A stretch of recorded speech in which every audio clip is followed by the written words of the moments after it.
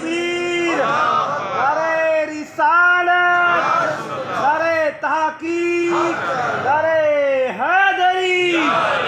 کیا فرمایا حضور نے؟ مجھے دوسروں سے قرآن سننا پسند ہے۔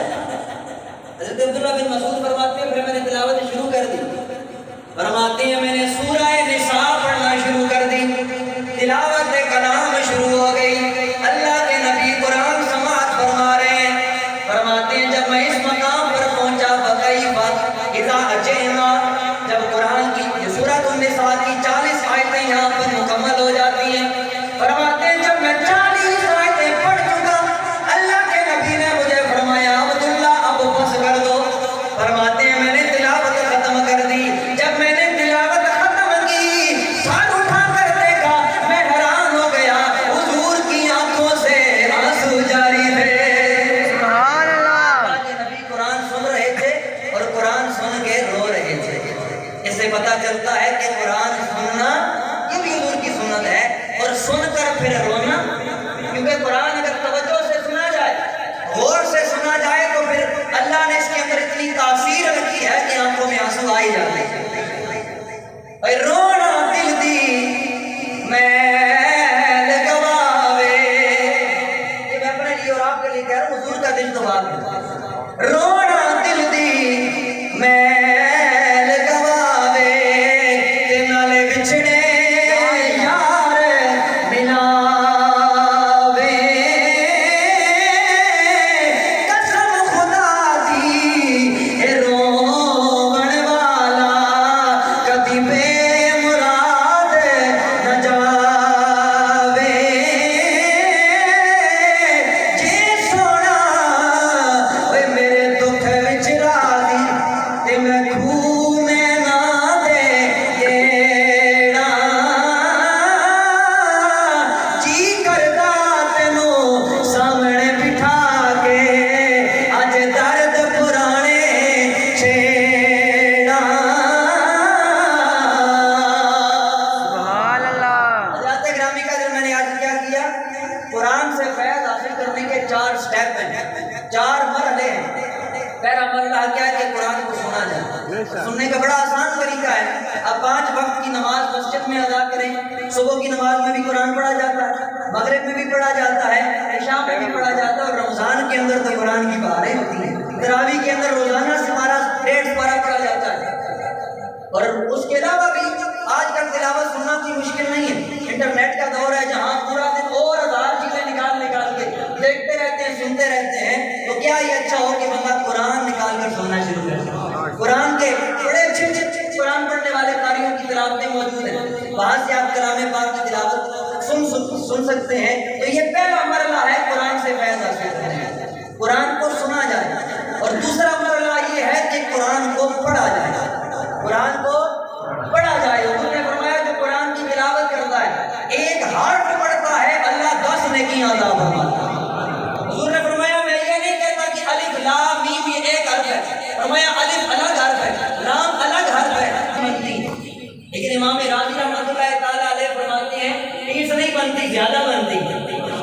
اے امام صاحب زیادہ کیسے بنتی ہیں؟ آپ فرماتے ہیں الف کے اندر بھی 3 حرف ہیں، الف لام فا، لام کے اندر بھی 3 حرف ہے، لام الف میم، میم کے اندر بھی 3 حرف ہے، میم یا میم۔ فرمایا صرف الف لام میم پڑھو گے اللہ 30 نہیں 90 نیکیاں عطا فرمائے گا۔ سبحان اللہ۔ یا جو صرف الف لام میم پڑھے اللہ 90 نیکیاں عطا فرما دے، جو پورا قرآن سنائے، جو پورا قرآن صرف پڑھے نہیں لوگوں کو بھی سنائے، اللہ اس کو کتنا اجر و ثواب عطا فرمائے۔ میرے آقا نے فرمایا یہ بھی حدیث بخاری ہے، اے بن عشق نبی جو پڑھتے ہیں بخاری، بن عشق نبی جو پڑھتے ہیں بخاری، آتا ہے بخار ان کو نہیں آتی ہے بخاری۔ یہ بھی بخاری کی حدیث ہے۔ میرے آقا نے فرمایا 2 بندے قابل رشک ہیں، 2 بندوں پر رشک کیا کرو، حسد نہیں رشک کیا کرو۔ پہلا وہ بندہ جس کو اللہ نے قرآن کی دولت عطا فرمائی ہے، قرآن پڑھنا عطا فرمایا ہے، قرآن کو سمجھنا اور سنانا عطا فرمایا ہے، جس کو اللہ نے قرآن کی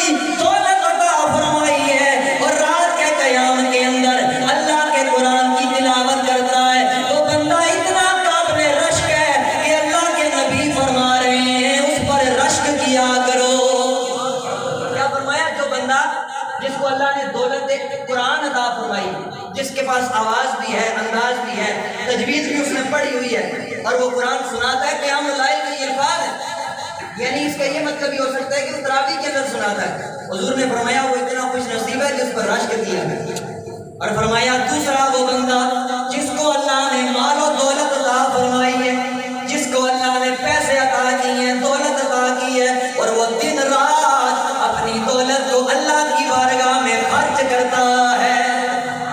یہ جو ہم خراج عقیدت پیش کرتے ہیں، فلاں صاحب نے یہ کام کرایا ہے، فلاں صاحب نے یہ کام کرایا ہے، تو یہ ہم اپنی طرف سے نہیں کرتے، یہ حضور کی تعلیم ہے۔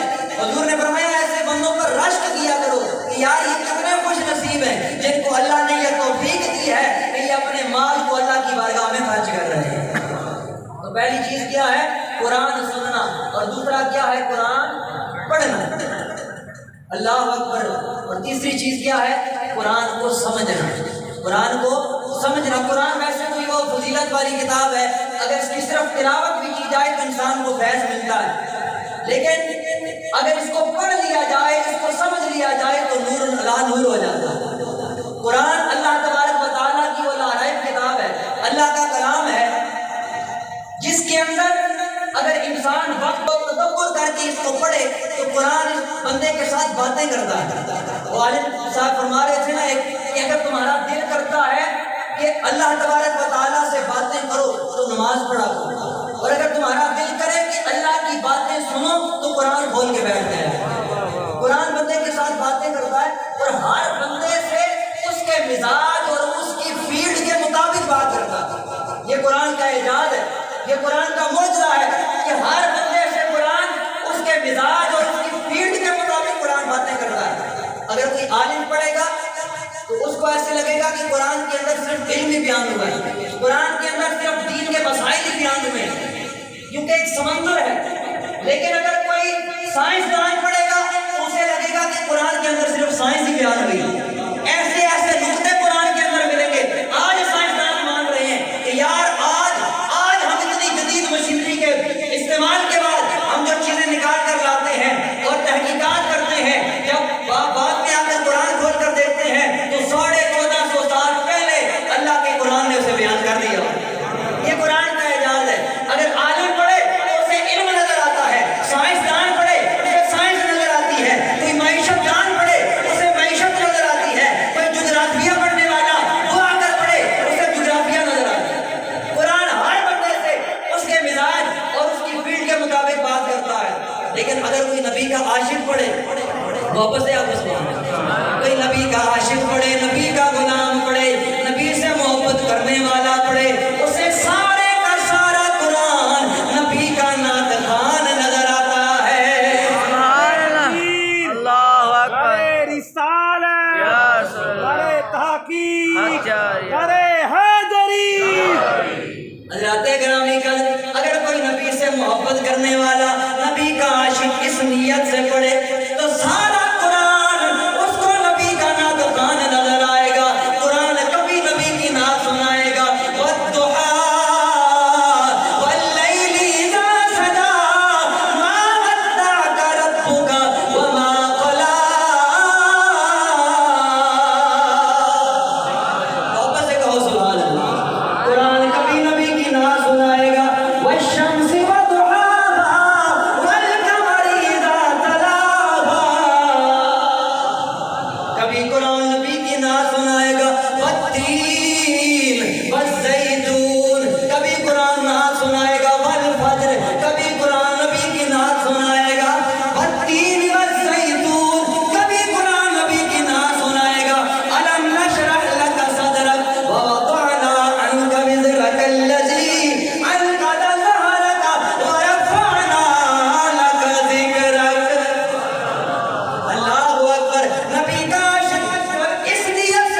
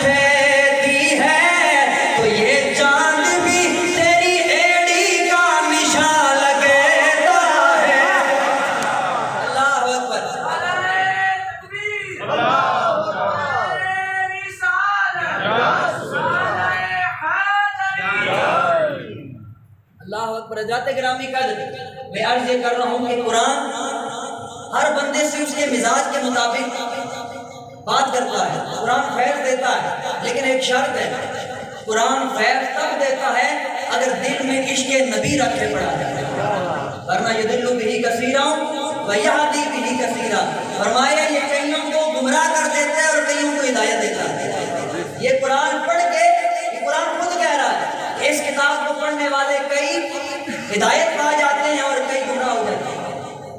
اس لیے اگر دل کے اندر عشق نبی رکھ کے قرآن پڑھا جائے تو قرآن گمراہ نہیں ہونے دیتا، ہدایت دے دیتا ہے۔ سبحان اللہ، ماشاءاللہ، بہت سے حضرات گرامی قدر، بہت ساری مثالیں ہیں کہ جن لوگوں نے عشق کے ساتھ پڑھا قرآن، ان کو کیا فیض ملا، اور جنہوں نے بغض نبی رکھ کے پڑھا وہ کس طرح جہنم کے حقدار بن گئے۔ نبی کے دور سے شروع کریں تو نبی کے صحابہ نے بھی قرآن پڑھا، منافقوں نے بھی قرآن پڑھا، لیکن نبی کے صحابہ نے عشق نبی رکھ کے قرآن پڑھا، جنتی بن گئے، جنتی ہو گئے، ہمیشہ ہمیشہ کے لیے سارے جنتی بن گئے۔ منافق نبی کا زمانہ پا کر بھی، نبی کے سامنے قرآن پڑھ کے بھی جنت حاصل نہ کر سکے، ہمیشہ ہمیشہ کے لیے جہنم کے مستحق بن گئے۔ اسی قرآن کو عمر ابن خطاب نے بھی سنا، اسی قرآن کو عمر ابن ہشام نے بھی سنا۔ بھئی ابو جہل بھی تو سنتا تھا نا قرآن کی آیتیں، لیکن دلوں سے سنا، اور عمر ابن ہشام نے بغض دل کے اندر رکھ کے سنا۔ عمر نبی کا پیارا ہو گیا اور عمر ابن ہشام جہنم کا حقدار بن گیا۔ اسی قرآن کو پڑھنے والوں کے اندر یزید کا شمار بھی ہوتا ہے، اور اسی قرآن کو پڑھنے والے میرے آقا حسین بھی ہیں، لیکن یزید قرآن پڑھ کے بھی ہدایت حاصل نہ کر سکا۔ یزید قرآن پڑھ کے بھی قیامت تک کے لیے لعنتی بن گیا، مستحق لعنت بن گیا۔ لیکن قربان جاؤں قرآن پڑھنے والے میرے مولا حسین پر، یہ نبی کے گھر کا ایک فرد ہے، نام شبیر ہے، سنیوں کا پیر ہے، مولا حسن کا ویر ہے، میرا مولا پاک حسین شبیر ہے۔ ایسا قرآن پڑھا، عشق نبی کے ساتھ پڑھا کہ آج 1450 سال گزرنے کے بعد بھی گلی گلی کوچے کوچے ایک ہی آواز آ رہی ہے، حسین زندہ باد، حسین زندہ باد، حسین زندہ باد۔ یار نبی کی آل کے ساتھ محبت کرنے والے بیٹھے ہو، ذرا محبت کا اظہار بھی ہونا چاہیے۔ بھائی جس سے پیار کیا جاتا ہے پھر اظہار بھی کیا جاتا ہے۔ آل نبی کے نوکر بیٹھے ہو، ذرا اظہار کرو، حسین زندہ باد، حسین زندہ باد، حسین زندہ باد، حسین زندہ باد، حسین زندہ باد۔ یزید کل بھی مردہ سی، یزید کل بھی مردہ سی، تے اج بھی مردہ باد، حسین زندہ باد، حسین زندہ باد، حسین زندہ باد، حسین زندہ باد۔ حسین کل بھی زندہ سی تے اج بھی زندہ باد، حسین زندہ باد، حسین زندہ باد، حسین زندہ باد۔ نعرہ حیدری، نعرہ حیدری۔ حضرات گرامی قدر، میں عرض کر رہا ہوں اسی قرآن کو پڑھنے والے ہدایت پا گئے جنہوں نے عشق رکھ کے پڑھا، اور جنہوں نے بغض رکھ کے پڑھا وہ ہدایت نہیں پا سکتے۔ صرف پڑھنے سے ہدایت نہیں ملتی، بھائی ترجمہ پڑھ لو تو ہدایت پا جاؤ۔ ہے بڑا آسان، وَلَقَدْ يَسَّرْنَا الْقُرْآنَ، اللہ فرماتے ہیں ہم نے اس کو آسان کر دیا، لیکن شرط کیا ہے؟ عشق نبی سے پڑھا جائے۔ بڑا مشہور واقعہ ہے، لیکن میرے موضوع کے ذمن میں آ رہا ہے، آپ کے ایمان کو جلا ملے گی، اسے میں بیان کر دیتا ہوں۔ اس قرآن کو حضرت عمر فاروق نے سنا، اور ان کے جو وجہ اسلام ہے، اسلام لانے کی وجہ بنی ہے وہ قرآن۔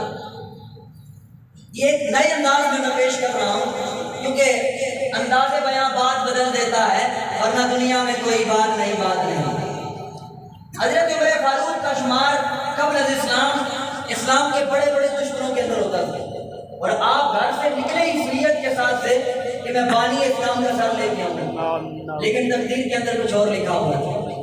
حضرت سیدنا عمر فاروق تلوار لے کے گھر سے نکلے، بانی اسلام کا سر لے کے آؤں گا، معاذ اللہ سرکار کا سر لے کے آؤں گا۔ گھر سے باہر نکلے، نبی کے صحابی حضرت نعیم بن عبداللہ سے ملاقات ہو گئی۔ کہا عمر بڑے غصے کے اندر نظر آ رہے ہو، کدھر جانے کا ارادہ ہے؟ حضرت عمر فاروق کہنے لگے نعیم آج میرے راستے کے اندر نہ آ، میں آج بانی اسلام کا سر لینے کے لیے جا رہا ہوں۔ حضرت نعیم بن عبداللہ نے جب یہ بات سنی آپ مسکرانے لگ گئے، ہنسنے لگ گئے۔ حضرت عمر فاروق نے کہا نعیم ہنسنے کی تو کوئی بات نہیں ہے، مسکرانے کی کیا بات ہے؟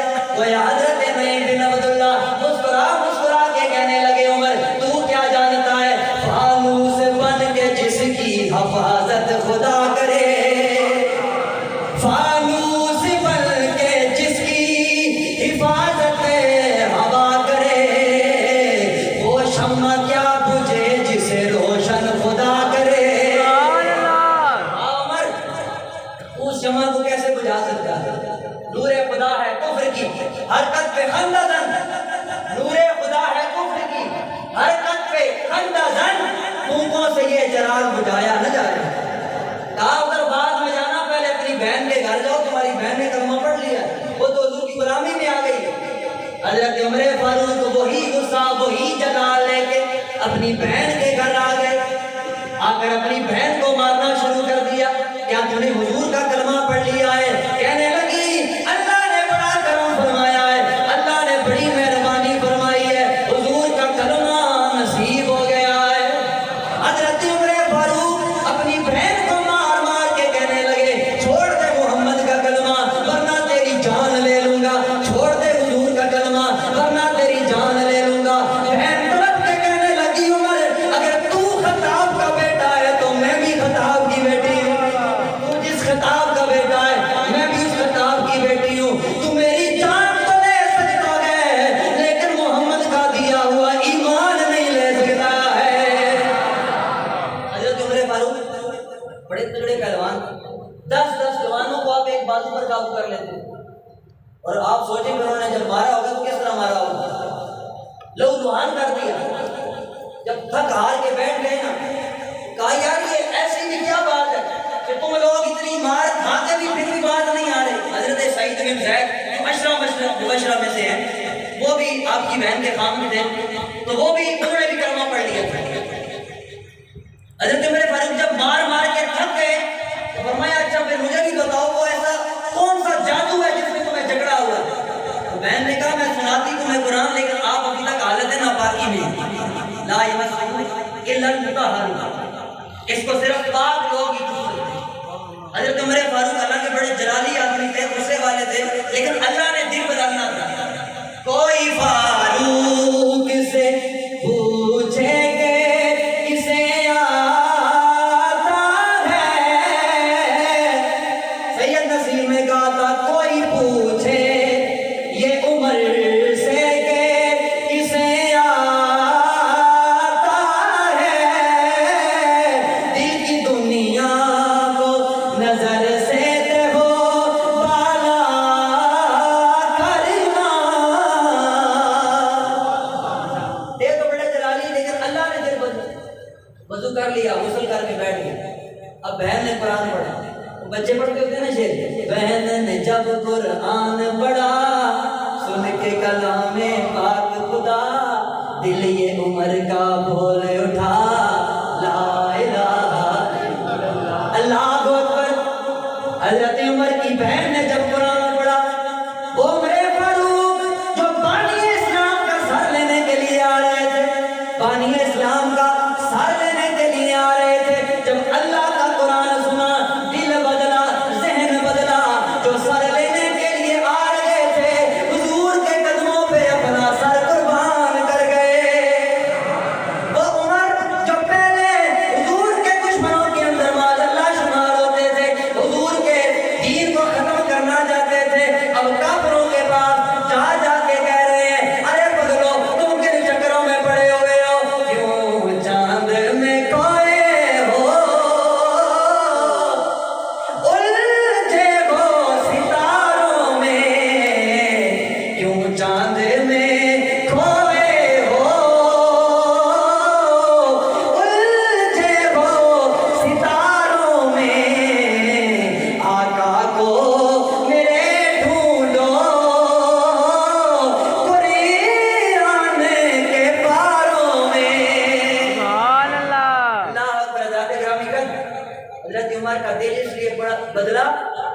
آپ کی ہمشیرہ نے جب قرآن پڑھا نا تو دل میں بغض رکھ کر نہیں عشق نبی رکھ کے پڑھا.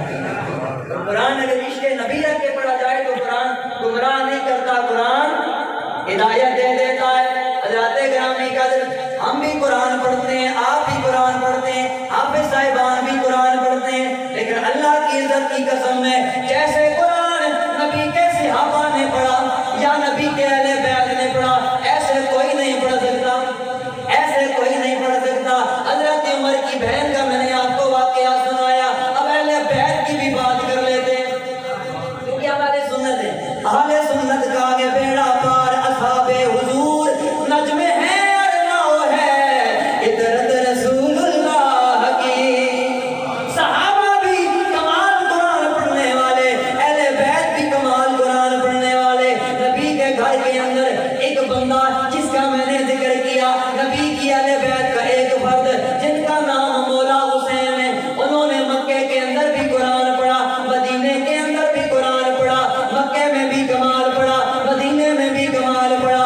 لیکن کمال کی حد تب ہو گئی جب میرے آقا مولا حسین میدان کربلا کے اندر آئے, میدان کربلا کے اندر آئے.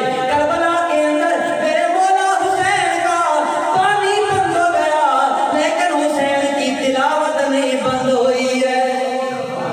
حسین پاک کا پانی تو بند ہو گیا لیکن قرآن کی تلاوت نہیں بند ہوئی. یہاں تک بات نہیں ہے حضرات, پانی تو 7 محرم کو بند ہوا تھا, 10 محرم کو شہادتیں شروع ہو گئی تھی, بیٹے شہید ہونا شروع ہو گئے تھے. آپ جانتے ہیں کہ جب گھر کے اندر ایسا ماحول ہو تو بندے کو نماز روزہ سب کچھ بھول جاتا ہے, لیکن یہ نبی کے گھر والے تھے. اللہ اکبر, حسین کی تلاوت جاری ہے, علی اکبر شہید ہو گئے, قرآن کی تلاوت جاری ہے, علی اصغر شہید ہو گئے, تلاوت جاری ہے, بھائی عباس شہید ہو گئے, تلاوت جاری ہے. 19 سال پہلے خوبصورت جوان شہید ہو گئے, قرآن کی تلاوت جاری ہے. اللہ اکبر, سارے جانثار شہید ہو گئے, تلاوت جاری ہے. لیکن حد تو تب ہو گئی جب سارے شہید ہو گئے, میرے مولا حسین آخری بچ گئے. ادھر زور کا وقت ہو گیا, مولا حسین کے سر پہ قاتل آ گیا. مولا حسین نے نماز شروع کر دی, تلاوت قرآن پڑھنا شروع فرمائی. آخری وقت آ گیا, سر پہ قاتل آ گیا, لیکن حسین کی تلاوت بند نہیں ہوئی. نماز شروع کی, نماز کے اندر پھر قرآن.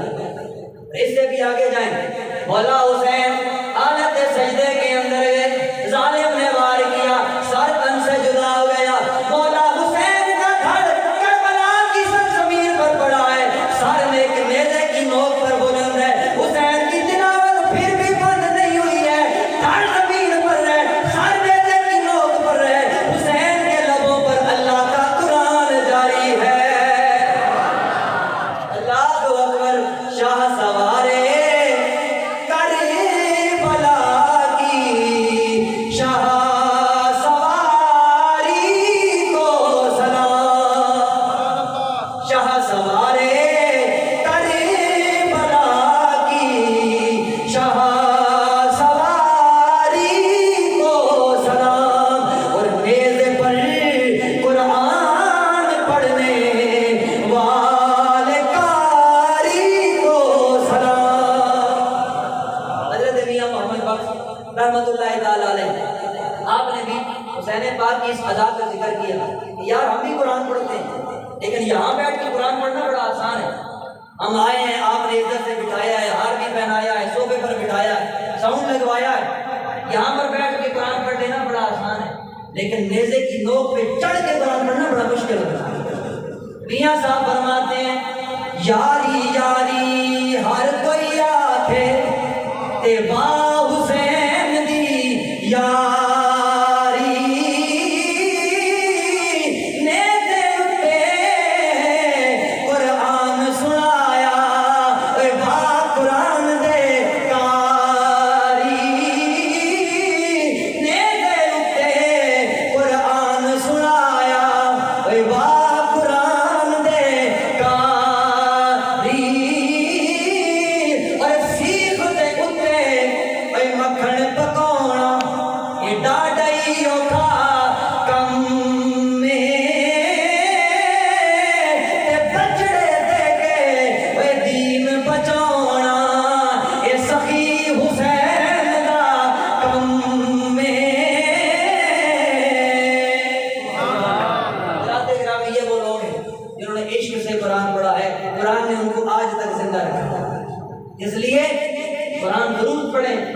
ترجمے کے ساتھ پڑھیں، تفسیر کے ساتھ پڑھیں، لیکن عشق نبی ضروری ہے۔ ذات گرامی کا قرآن کی یہ شان ہے، القرآن کلام اللہ، قرآن اللہ کا کلام ہے۔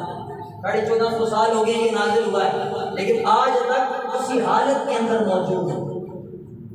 اب سوال یہ پیدا ہوتا ہے، قرآن اگر اللہ کا کلام ہے تو یہ باقی جو آسمانی کتابیں ہیں، قرآن، زبور، انجیل، وہ بھی تو اللہ کا کلام ہے، پھر قرآن کی فضیلت سب سے زیادہ کیوں ہے؟ دیکھو کہ اللہ کلام کہتے ہیں نا بات کو، گفتگو کو، وہ اس نے جواب دیا، فرمایا ایک ہوتا ہے متکلم، توجہ سے بات سنیے، ایک ہوتا ہے قول خدا